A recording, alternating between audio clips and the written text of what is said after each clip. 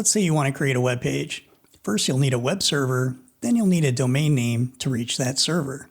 In my case, I'll use heavymetalcloud.local. But we have an issue.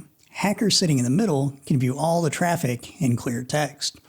So we need a way to secure the communication, and that's the topic of today's video called Public Key Infrastructure, or PKI. First, let's talk about the components required to secure the connection. As the name implies, public key infrastructure contains a public key, and this key is embedded in a certificate, which is installed on the web server and is used for encryption. The server also has a private key. Again, as the name implies, this key should be kept secret and is used to decrypt data coming from the client. Unlike the public key, the private key is not embedded in a certificate. When a browser makes a request, the certificate is sent over. The browser can then use the public key to encrypt the traffic, and the server will use its private key to decrypt the traffic. Using a public and private key is called asymmetric cryptography, or asymmetric encryption, which I covered in my last video.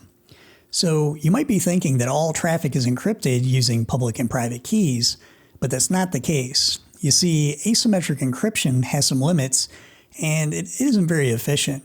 What really happens is the public key encrypts another key called a symmetric key.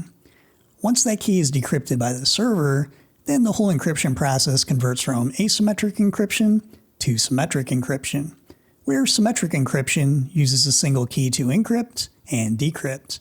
Symmetric encryption will be used for the duration of the session, and once that session expires, the whole process starts over again. So this is great, but there is one problem. It's possible that a hacker sitting in the middle could send their own certificate that's been forged. And at that point, you would still be encrypting the traffic, but it would be going to the hacker instead of your server. The hacker would use their own private key to decrypt the traffic. And this is called a man-in-the-middle attack. So how can you protect yourself from this type of attack? To solve this problem, we'll need a trusted third party to sign off on the certificate that we're receiving. And this third party is called a certificate authority, or a CA. Going back to our hacker example, let's see where the certificate authority comes into play. Let's replay what just happened. The hacker was performing a man-in-the-middle attack, and they appeared as a legitimate website. We then made a request to the web server, but the hacker intercepted the request and sends a forged certificate. Your browser will then open up the certificate and inspect the contents, including the issuer. Since the issuer isn't recognized by the browser, the certificate is flagged as potentially compromised and rejected. So how does a browser know if it can trust a certificate authority? Each operating system has something called a key store or a trust store. This is a list of certificates that are trusted by the operating system. The certificate authority that the hacker used with their fake certificate was not in the list, and that's why the browser rejected it. You might be wondering where these certificates come from, and the answer is that major operating systems and browsers maintain their own list of trusted certificate authorities and have them loaded by default. Next, let me walk you through the flow of creating a certificate. I'll use an example with a chain of trust that contains 3 certificates.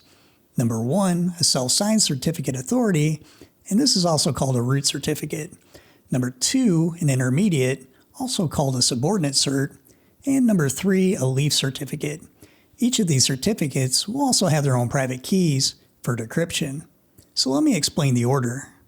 The root certificate is at the top of the trust hierarchy. It's used as a starting point to sign the other certificates.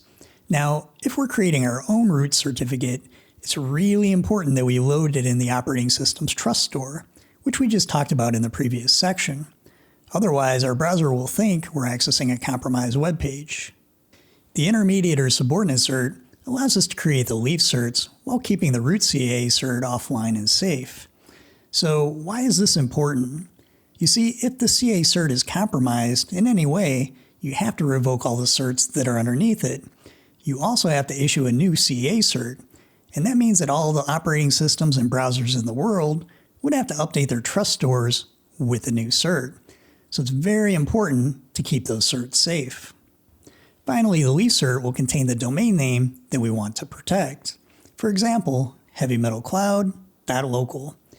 The leaf cert can contain one or more domains, And these domains are called subjects, and they're listed in a section of the certificate called a Subject Alternative Names, or SAN. You can also allow subdomains using a star, and this is called a wildcard cert. And this wraps up my security series. We covered hashing, symmetric encryption, and asymmetric encryption. In the next video, we'll use our understanding of public key infrastructure to create some certificates that I'll use in my bare metal cloud. Thanks for stopping by, and I'll see you in the next video.